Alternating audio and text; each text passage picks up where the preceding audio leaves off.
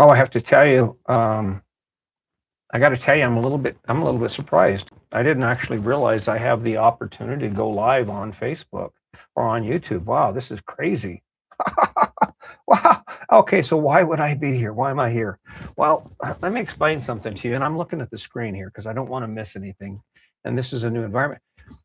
I'm looking at this big old debate, this big debate over ICE and over illegal immigrants and the unbridled power that Donald Trump has. They killed two American citizens, and being former law enforcement, I could have both of those situations should have been resolved differently. With the Renee Good issue, all that officer had to do was just step out of the way, wait till she passes by, get her license plate number, and then go arrest her. But no, what did he do? He shot through the windshield and killed her. With the Alex Preddy issue, what happened? I mean, when you look at the video, what happens is Preddy's standing there, and yes, he's a protester, and he's probably not saying the nicest things to the officer that confronts him, but he wasn't attacking the officer. He wasn't beating him. He was using words. And what does the officer do? Well, prior to the engagement with Preddy, the officer shoves a woman to the ground. Now she's standing there. She didn't swing on him. She didn't attack him. She's standing there running her mouth, yelling at him. In all my training in law enforcement, I never once, that's not justification. I was working in the federal prison. If an inmate approached me and they're running their head and I slammed them to the ground the way that federal law enforcement officer, that person who is supposed to be, hold on a minute, close. Who's supposed to be our representative. He's supposed to uphold the law, uphold the Constitution. The way he did, if I treated an inmate like that in a federal prison, I would go to jail for civil rights violations. I'd be under investigation. I guarantee it. As sure as I'm sitting here right now. And I'm getting this pushback from my fellow law enforcement community, and they're saying, "No, Chris, you're wrong. No, you're wrong, Chris. No, I'm not. The Constitution guarantees it. The Constitution guarantees that you have to have due process if you're going to be arrested. If you're going to break down someone's door, you have to have a warrant signed by a judge.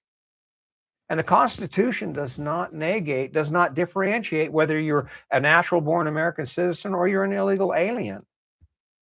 The law applies to the land, not to be arbitrarily doled out like prizes or like winning lottery tickets. It's guided by the Constitution, and that's the only thing we have. Now, why am I even here? Why am I making this noise in the first place? I shouldn't be. I should be working on the stuff that I really enjoy working on, because this is hard for me. I mean, think about it. I'm a grandfather. You know how scary it is for my wife, for her to know that I'm sitting in my office here and I'm making videos trying to get Americans to realize what's at stake? It's scary. And of course, you know it's scary because you're not doing it. What, 400 million people in this country? And on the average post, how many people are actually out there in the streets saying, no, you can't do this? A couple thousand? Is it because you're afraid or you don't care? And not my choice. I'm doing what I do best. I'm doing what my skills allow me to do to try and change what's headed our direction. And let's talk about what that looks like. What do you think this is going to culminate in as a result of Donald Trump having complete immunity? He can do whatever he wants. He could walk into your house, shoot you in the head with a gun, and he would not be held accountable. And according to what the media reports, Donald Trump said that every one of his thugs, his ICE agents, his enforcers, they have complete immunity. Which would, of course, explain why that agent of the law, that constitutional upholder, the one that's going to serve and protect us, would spray Alex Preddy and the lady he was trying to save with pepper spray. And then Preddy goes to the ground, and he's just trying to help the woman, shield the woman from further attack. And this agent of the law grabs him, drags him from where he was by the car, drags him around the corner, gets the agent gets his buddies involved. And now here's the key thing. And then they actually show a video of one of the agents taking the sidearm that Preddy had from his hip. It shows it. You can see it. And then the result is, after the gun is gone, that's when the firing begins. That's when they shoot him. Now, and he's on the ground. He has 9 officers on top of him.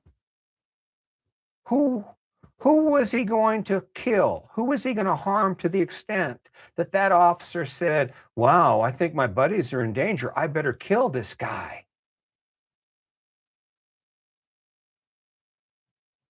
And if you think it's not your business, that's only because it didn't happen to you. It's only because you're not the father of that man. You're not the brother of that man, or you're not the mother of that man who died for no reason. A blatant violation of the Constitution, of our standing laws in this country. And did that person get arrested or even identified? No, he's actually being protected by the very man that is elected to uphold the law in our country. If that doesn't scare the hell out of you, if it doesn't scare the hell out of you that Donald Trump secured $8 billion for his war machine, and he has unlimited resources, and apparently he has unlimited power. I'm sitting here, I'm looking at all this stuff that's going on in America right now, and the biggest question I have is, where the hell are all the people we hired to represent us? All those friggin' politicians, all the Supreme Court, the highest court in the land, they say. It appears to me they're all bought and paid for by Donald Trump. What's going on in Georgia and around the country with the judicial system? The elections offices in Georgia are being raided. Why? Because they broke the law? No, because the woman that ran the election office sued Donald Trump and won, and now he has unlimited power. So what does this look like for your children, your grandchildren? What do you suppose America is going to look like by the time we get to this next election? January 6th? I mean, just bring some parallels around so you understand the issue at hand here. January 6th, that was treason. Treason against our democracy. If you put yourself in that place, if it were you or me and we were sitting on the pulpit, and I told a group of people, you listen, this is wrong and you got to go change this. You got to take our country back. And then as a result, they went and they took our country back. They attacked the Capitol, and they broke windows, and they assaulted federal law enforcement officers, Capitol police officers, and they threatened to kill our elected representatives. Where do you think I would be? Where do you think you would be? You'd be in prison. You'd be in prison. They would have drug you away. You'd have been in an orange jumpsuit, and you'd be serving a life sentence.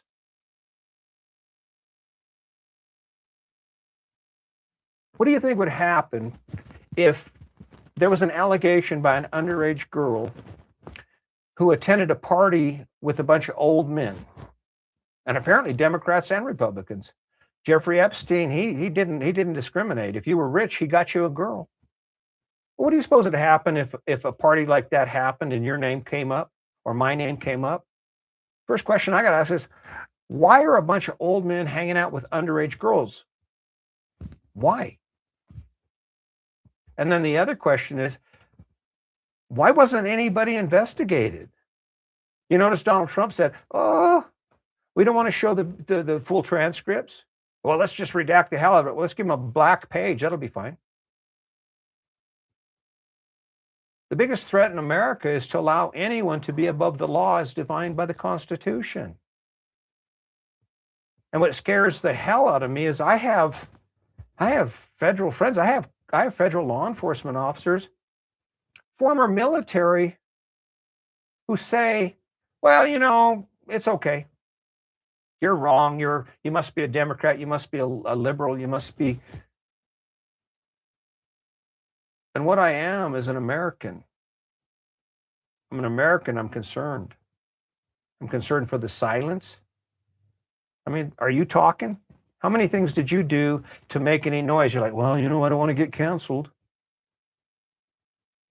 Well, let me bring something to your attention. If you're silent and you don't speak because you don't want to get canceled, you've already been canceled.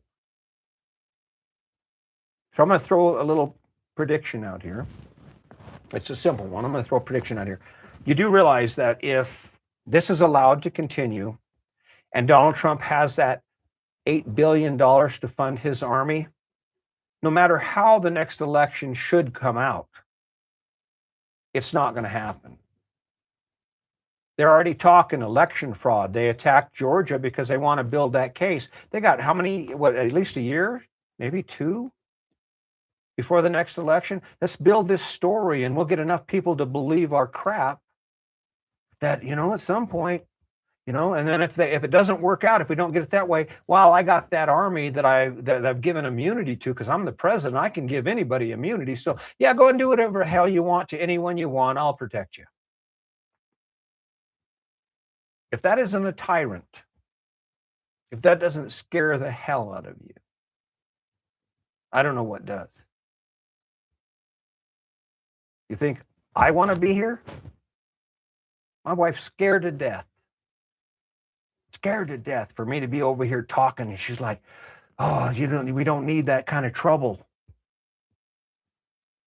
If that's what you're thinking, that's the warning. If that's what you're thinking, that is a warning sign that God forbid you keep your mouth shut. God forbid you sit in your house and you don't go out and support your fellow Americans, people just like you and me, who are struggling to try and save this democracy that's quickly being ripped from us. The freedoms we've experienced, they're about to disappear. And of course, the big issue is no one can imagine. I can't. Oh, no way. That would never happen. Want to draw a parallel to that? When Nazi Germany was doing what they were doing, that was against the law too. That no one could believe. No one would have ever believed that what happened in Auschwitz could have ever happened.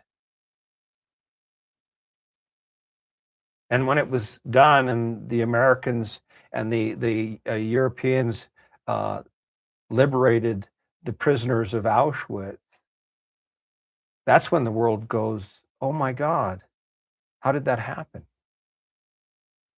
You do realize this is exactly how it happens. This is exactly how it happens. And of course, the scary thing for me is I'm over here running my jibs. I'm over here talking about people that, according to the Constitution, I have the right to talk about. I have the right under the Constitution to say what I'm saying. But there's a part of me that thinks, damn, Chris, what are you doing, man? They're going to come and get you and arrest you, or they're going to kill you. And if that were to happen, who gets charged? Who cares?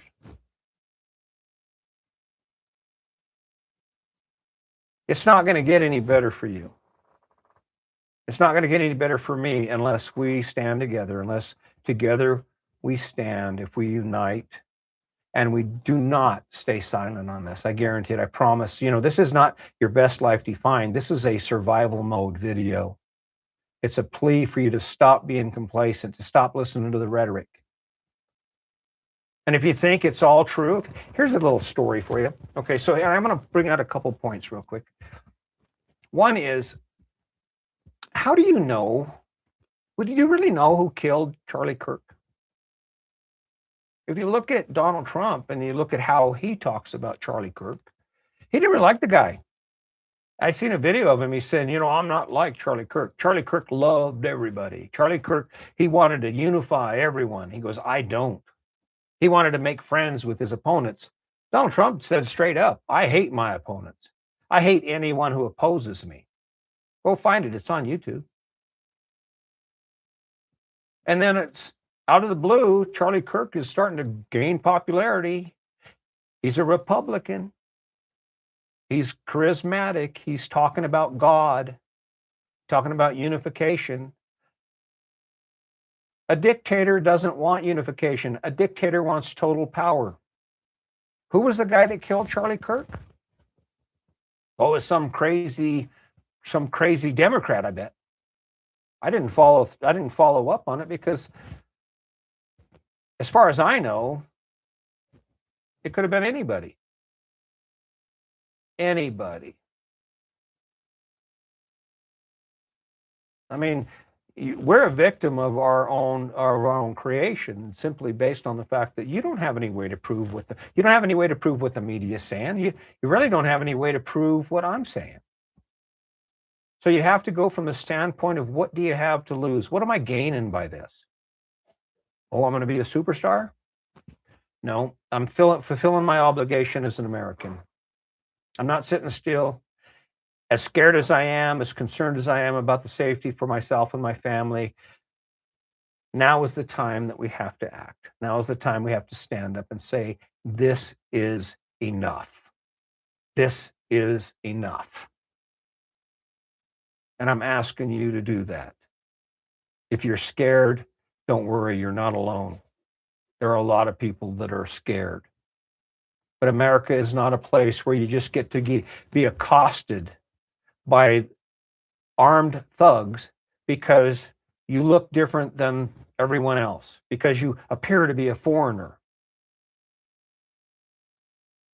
We shouldn't have to carry our papers with us if we happen to be a different color or from a different country, because that's not the foundation of America.